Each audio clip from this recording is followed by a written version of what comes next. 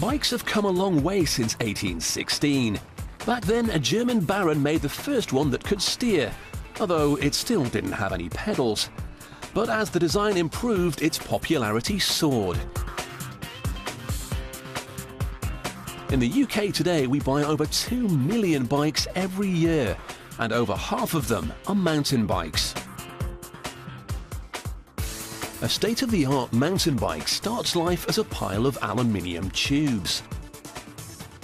This manufacturer makes bikes to order, so each frame can be customized to the measurements of its future owner.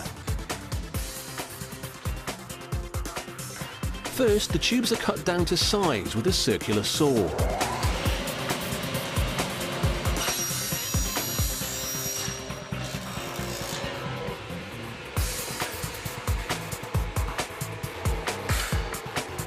The ends are slightly flattened. This makes them stronger and more durable.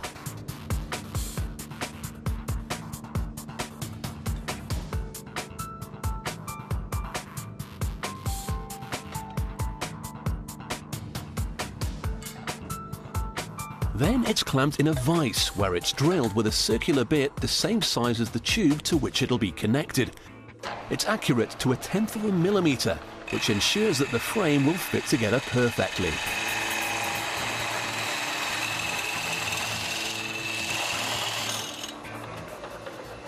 Once all the tubes have been cut and drilled, the frame is assembled on a jig bench, held into shape by brackets.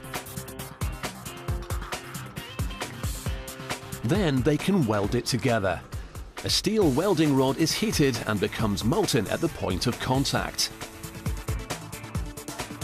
It forms an incredibly strong bond that will help the bike endure the huge stresses that'll be exerted on it.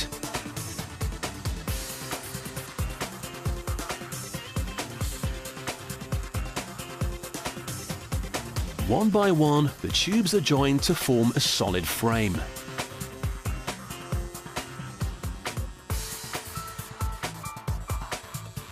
It's incredibly sturdy, despite the fact that it only weighs a touch over 1¼ kilos, just a bit heavier than a bag of sugar.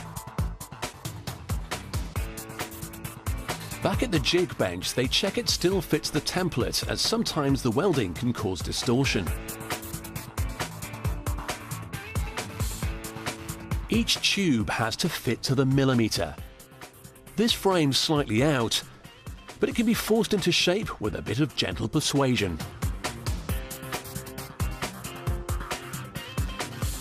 Once it's perfectly aligned, it's baked in an industrial oven for 24 hours at 180 degrees Celsius. This causes the steel to harden and the tubes become virtually inseparable. Next, the frame's surface is treated in this airtight blue unit.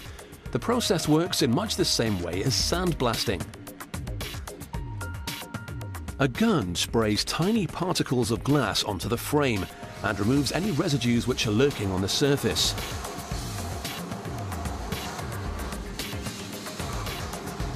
The before and after effect clearly shows the benefit of the process. Once it's been cleaned up, the frame's hung on a hook that connects it to an electric current. The spray gun charges the paint particles to the opposite polarity, and this causes the frame to attract the paint like a magnet attracts iron filings.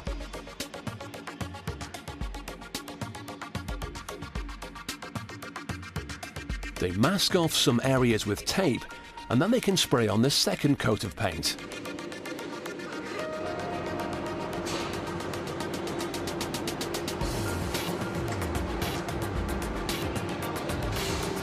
Any excess is carefully blasted away with compressed air.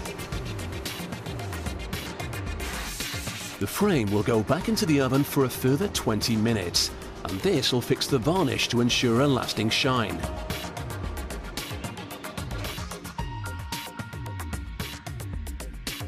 After it's been baked, they add some finishing touches, and it's ready to be attached to the rest of the bike. The rear forks are first. They've got an inbuilt suspension system with a hinged mechanism.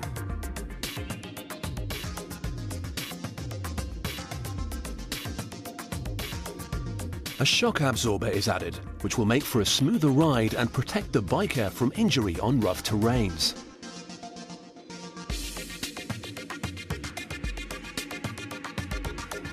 The front forks and handlebars are fitted,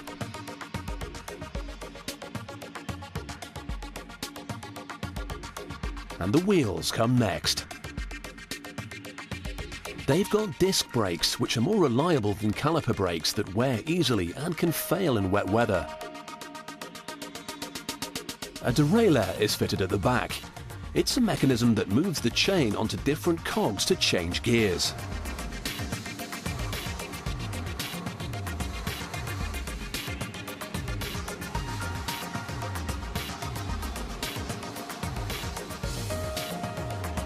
The fitter threads on a cable that connects to the derailleur and checks it's all working smoothly.